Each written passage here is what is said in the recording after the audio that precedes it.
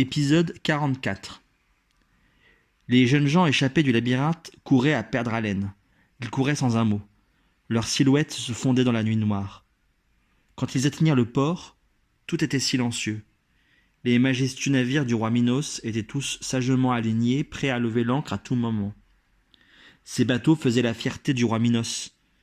Le soir où il avait accueilli Thésée à sa table, et il n'avait pu s'empêcher de ricaner. Même si vous sortiez vivant de cette épreuve, vous ne pourriez jamais m'échapper. Les bateaux de ma flotte sont les plus rapides du monde. Ils vous rattraperaient en un rien de temps. Thésée se souvint de ces paroles en découvrant les navires crétois sous la pâle lueur de la lune. Il saisit alors une hache et commença à frapper la coque d'un bateau. Ses compagnons firent de même. C'est ainsi que tous les navires de la flotte du roi Minos coulèrent. Pendant ce temps, Ariane et les autres jeunes filles avaient grimpé sur le vaisseau de Thésée. Immobile sur le pont, Ariane observait. Lorsque les bateaux commencèrent à s'enfoncer dans l'eau, elle ne put s'empêcher d'avoir le cœur serré. Elle était bel et bien en train de trahir les siens. Quelques traînées roses dans le ciel annonçaient l'arrivée imminente de l'aube. Thésée et ses compagnons montèrent à bord au moment où les soldats de Minos arrivaient au port. Nausithoos déploya les voiles noires pour prendre le large au plus vite. Le dieu du vent était de leur côté. Les voiles claquèrent et le bateau quitta rapidement le port. Ariane était toujours immobile sur le pont du navire.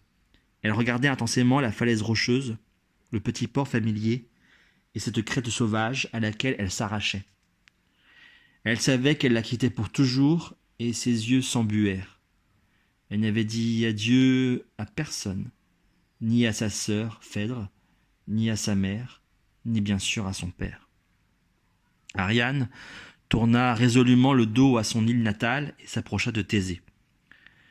Cet homme-là, elle l'avait fait naître une deuxième fois. Elle avait conclu une alliance avec lui et ne regrettait rien. Un sourire fleurit sur son visage. « Il sera mon époux » murmura-t-elle fièrement. « Mon époux » Elle lui tendit alors une statuette représentant Aphrodite, la déesse de l'amour. Cette statuette avait été sculptée par l'architecte Dédale. Elle espérait ainsi mettre leur couple sous la protection de la déesse de l'amour. Thésée accepta le cadeau. Il observait avec bienveillance cette jeune fille au teint pâle. Il savait ce qu'il lui devait. Il était prêt à tenir ses engagements.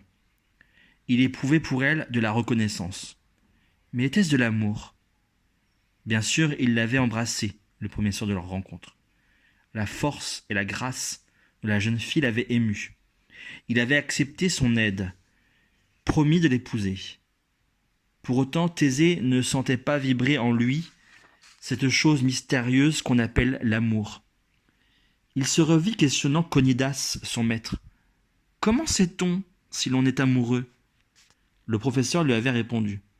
« On ne le sait pas, on le sent. L'amour n'est pas une connaissance, c'est une sensation. Si tu te poses la question de savoir si tu aimes ou pas, alors passe ton chemin. C'est que l'amour ne t'habite pas. » Thésée regarda le visage de la jeune fille, tourné vers lui, un visage confiant et heureux.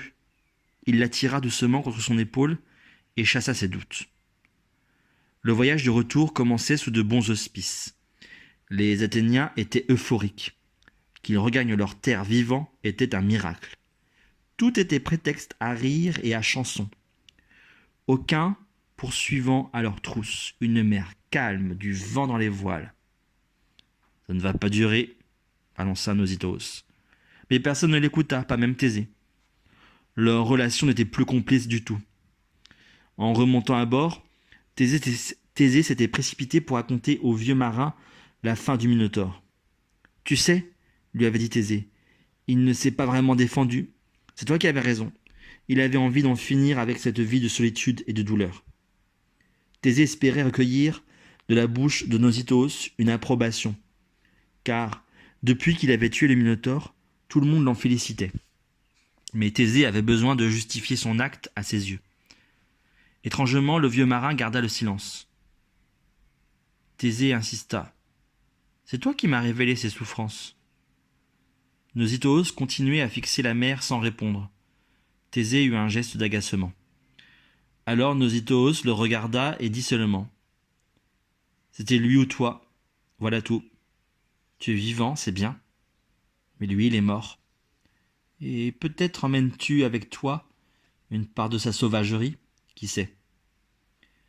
Troublé, Thésée s'était éloigné. Depuis, il prenait grand soin de l'éviter. Aussi, lorsqu'une tempête s'abattit brutalement sur le bateau, ils furent tous pris au dépourvu. Des éclairs zébraient le ciel, des nuages noirs crevaient les uns après les autres, noyant le pont du navire sous un déluge. Le bateau était chahuté de tous côtés. Bien des jeunes gens étaient victimes du mal de mer. Mais la plus malade de tous, c'était Ariane. La jeune fille était livide, encore plus pâle qu'à l'ordinaire. Elle tremblait de tous ses membres. Rien ne semblait la soulager. Elle était si malade que Thésée prit peur. Allait-il lui arriver malheur ?